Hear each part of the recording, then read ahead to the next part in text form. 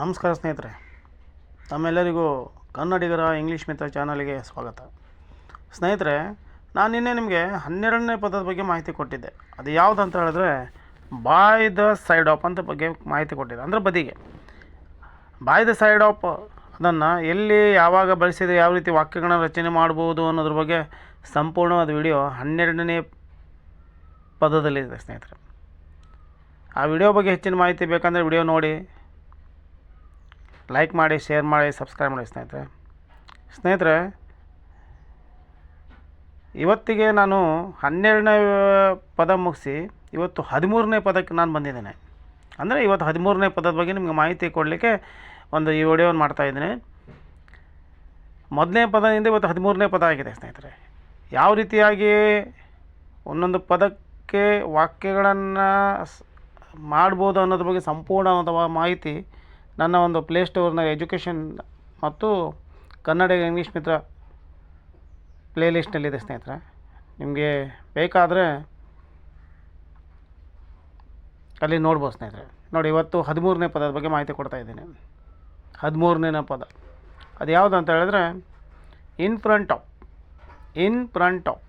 ನೋಡಿ, 13ನೇ ಪದವರೆಗೂ ಬಂದಿದೆ ಸ್ನೇಹಿತರೆ. ಅಂದರೆ ಮುಂದೆ, ಅಂದರೆ ಸ್ಥಳ ಸೂಚಕ, ಅಂದರೆ ಸ್ಥಳದಲ್ಲಿ ಇರುವಂಥ ಒಂದು ಸಂದರ್ಭದಲ್ಲಿ ಈ ಇನ್ ಫ್ರಂಟ್ ಆಫ್ ಅನ್ನು ಮುಂದೆಯನ್ನು ನಾವು ಬಳಸ್ಬೋದು. ಅದು ಯಾವ ರೀತಿಯಾಗಿ ಎಲ್ಲೆಲ್ಲಿ ಬಳಸ್ಬೋದು ಇವತ್ತು ನೋಡಿ ಸ್ನೇಹಿತರೆ. ಶಾಲೆಯ ಮುಂದೆ ಅಂದರೆ in front of the school ಅಂತ ಬರುತ್ತೆ. ಇನ್ ಫ್ರಂಟ್ ಆಫ್ ದ ಸ್ಕೂಲ್, ಶಾಲೆಯ ಮುಂದೆ. ಇನ್ನು ಬೆಕ್ಕಿನ ಮುಂದೆ ಅಂದರೆ in front of the cat. In front of the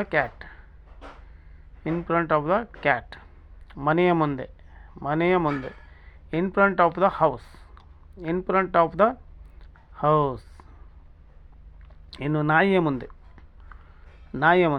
in front of the dog. ಕಚೇರಿಯ ಮುಂದೆ in front of the office. ನೋಡಿ, ಈಜಿಯಾಗಿ ಸ್ನೇಹಿತರೆ, ಏನು ತಲೆ ಕೆಡಿಸ್ಕೊಂಡು ಹೆಚ್ಚು ವಿಚಾರ ಮಾಡಿ ಓದುವಂಥದ್ದೇನೂ ಇಲ್ಲ. ಇನ್ ಫ್ರಂಟ್ ಆಫ್ ಅಂದರೆ ಏನು ಅದ್ರ ಬಗ್ಗೆ ಅದು ತಿಳ್ಕೊಬೇಕು. ಇನ್ ಫ್ರಂಟ್ ಆಫ್ ದ ಕನ್ನಡದಲ್ಲಿ ಅಂದರೆ ಮುಂದೆ.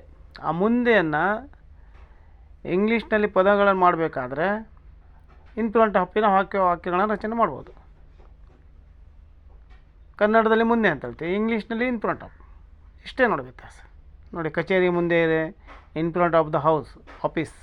In front of the office. ಅಂಗಡಿಯ ಮುಂದೆ in front of the shop.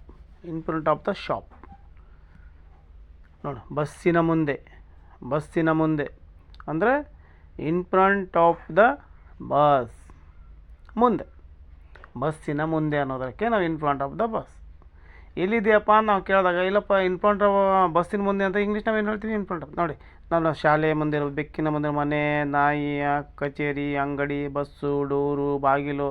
ಅದಕ್ಕೆ ನಾವೇನು ಮಾಡಬೇಕು? ಇನ್ ಫ್ರಂಟ್ ಆಫ್ ದ ಹಾಕಿ ಪದಗಳನ್ನು ರಚನೆ. ಇನ್ ಫ್ರಂಟ್ ಆಫ್ ಅಂದರೆ ಏನು? ಮುಂದೆ. ಅದನ್ನು ಶಬ್ದಗಳನ್ನು ಹಾಕಿ ವಾಕ್ಯಗಳನ್ನು ನಾವು ಈಜಿಯಾಗಿ ರಚನೆ ಮಾಡ್ಬೋದು ಸ್ನೇಹಿತರೆ. ಈಜಿಯಾಗಿ ನೋಡಿ, ಇವತ್ತು 1ನೇ ಪದದಿಂದ ನಾವು 13ನೇ ಪದಕ್ಕೆ ಬಂದಿದ್ದೀವಿ. ಎಷ್ಟು ಜನ ಯಾರು ಈ ರೀತಿಯಾಗಿ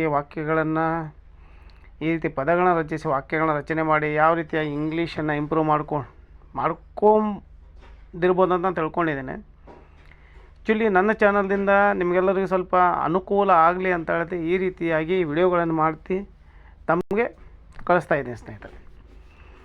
ಈಗ ಈಸಿಯಾಗಿ ಇಂಗ್ಲೀಷನ್ನು ಕಲಿಬೋದು ಸ್ನೇಹಿತರೆ, ಭಾಳ ಸುಲಭವಾಗಿ, ಈಸಿಯಾಗಿ ಸ್ನೇಹಿತರೆ. ಇದೇ ರೀತಿ ನನ್ನ ವಿಡಿಯೋಗಳನ್ನ ನೋಡ್ತಾ ಇರಿ, ಲೈಕ್ ಮಾಡಿ, ಶೇರ್ ಮಾಡಿ, ಸಬ್ಸ್ಕ್ರೈಬ್ ಮಾಡಿ ಸ್ನೇಹಿತರೆ.